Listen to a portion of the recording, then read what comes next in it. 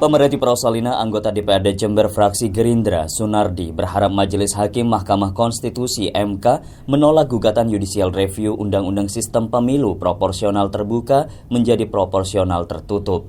Dia berharap Majelis Hakim memutus untuk tetap mempertahankan sistem pemilu proporsional terbuka. Sunardi beralasan sistem pemilu proporsional tertutup sangat merugikan calon yang berada pada nomor urut tidak strategis. Dia menegaskan pemilihan seperti ini akan kembali kepada pemilu di masa lalu. Pemilih hanya diharuskan memilih partai. Pemilih tidak lagi memilih calon dewan yang disukai rakyat, ibarat membeli kucing dalam karung.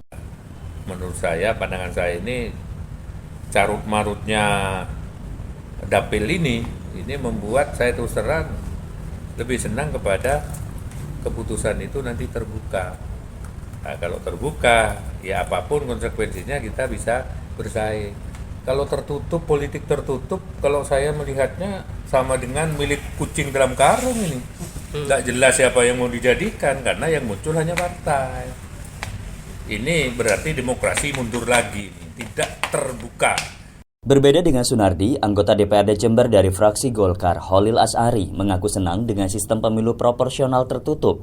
Namun dia siap menjalani konsekuensi apapun putusan MK, apakah proporsional terbuka atau tertutup. Sebab kedua sistem pemilu tersebut sama-sama memiliki kelebihan dan kekurangan.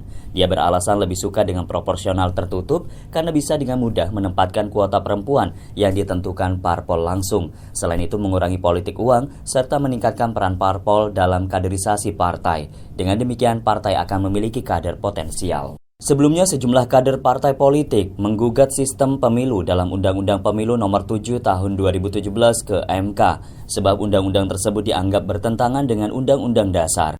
Maupun kekurangan. Kalau misalkan nanti ternyata MK kok memutuskan kembali ke proporsional tertutup, ini ya monggo, dan tidak masalah.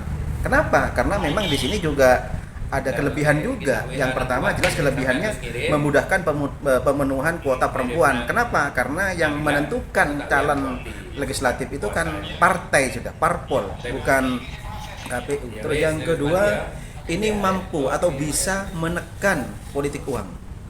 Itu kalau tertutup. Terus yang ketiga, itu meningkatkan peran parpol dalam kaderisasi sistem perwakilan. Para pemohon mendalilkan bahwa sistem pemilu proporsional berbasis suara terbanyak telah dibajak oleh caleg pragmatis yang hanya bermodal populer dan menjual diri tanpa ada ikatan ideologis dengan partai politik.